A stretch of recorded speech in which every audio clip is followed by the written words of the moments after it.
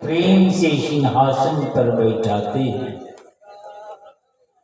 अलगे चरण को पखारने। और भगवान पुरुषोत्तम राम बड़ी उद्गार भरी भावना में बोलते हैं, बड़े भाग्य पाइया सत्संगा। बड़े भाग से संतों का संग होता है। बिना ही प्रयास, बिना माथा पच्ची के इस संसार का दुख का अंत होता है।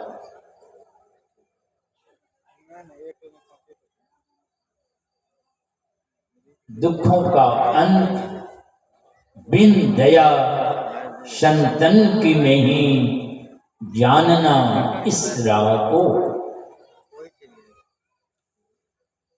जब तक संत सतगुरु की दया दान न हो, उनकी कृपा नहीं हो, उस मार्ग को, उस रास्ता को आप नहीं जान सकते। जिस मार्ग पर चलकर समस्त दुखों का अंत होता है,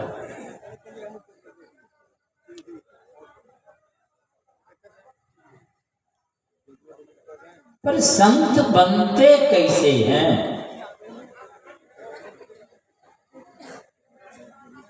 क्या वे आसमान से उतरते हैं या धरती फोड़ के निकलते हैं?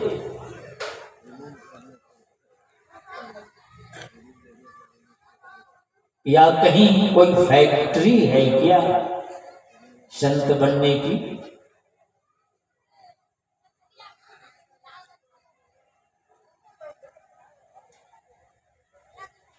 गुड़ बनने की फैक्ट्री आप देखे होंगे।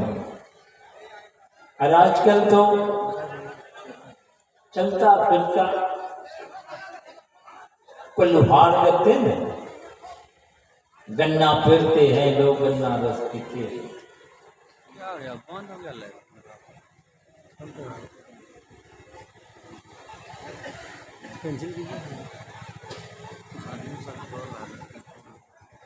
गन्ना के रस को आग पर चढ़ाता है, उनका मैल निकलता है।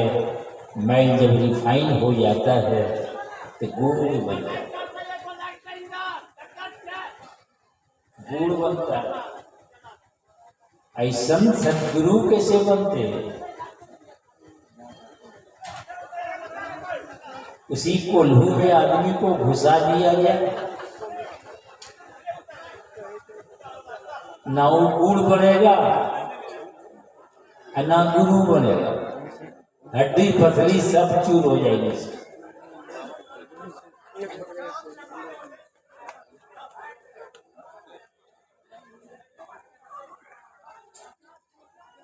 तो फिर बनते कैसे हैं? वो व्यवस्था कहाँ है?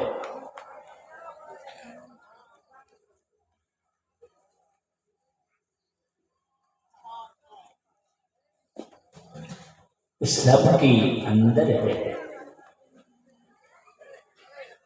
सबके सामने में है, कहीं अगल बगल नहीं है।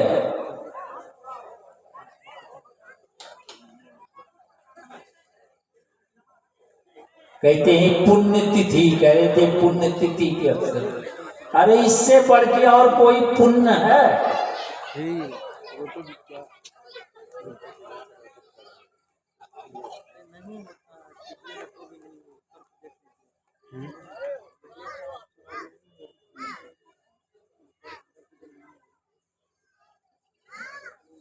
तो संत हमारे वेदांत के ऋषि कहते हैं, विद्यते हृदय ग्रंथि छिद्यन्ते सर्व संशया क्षीयन्ते चास्य कर्माणि तस्मिन् दृष्टि प्रावरे।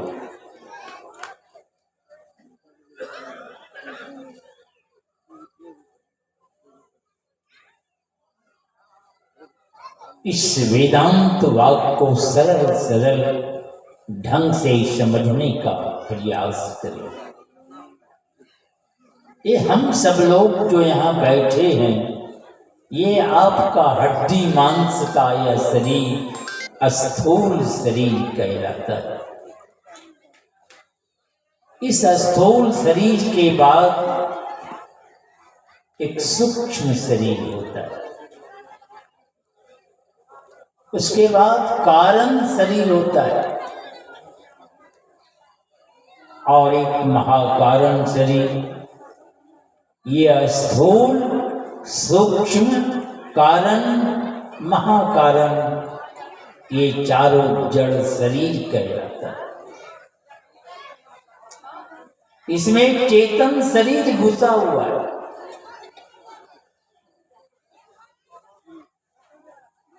ये चारों जड़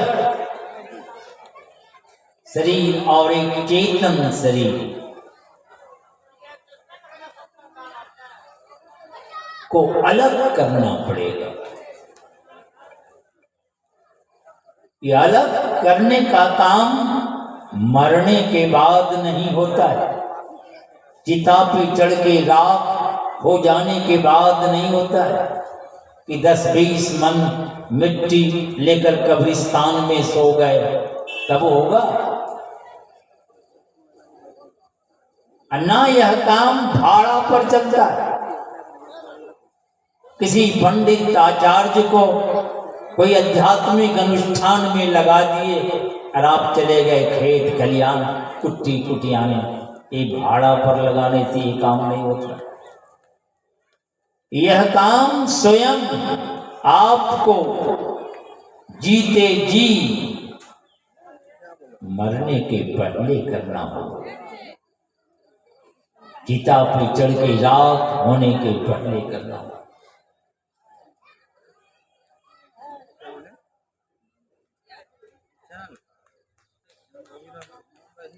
ये चारों जड़ और एक चेतन शरीर को जब आप अलग करेंगे, हमारी परमाराध्य गुरुदेव कहते हैं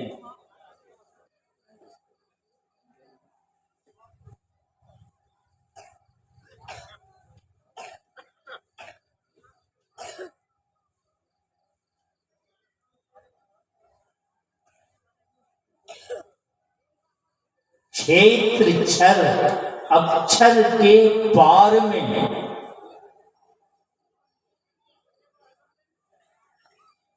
परमालौकिक ये परम जो अलौकिक वो परमात्मा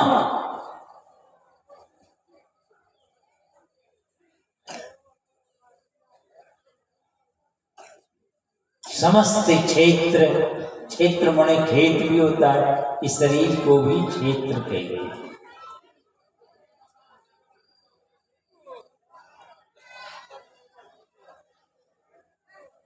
तो क्षेत्र क्षर अक्षर के पार में परमालौकिक जय।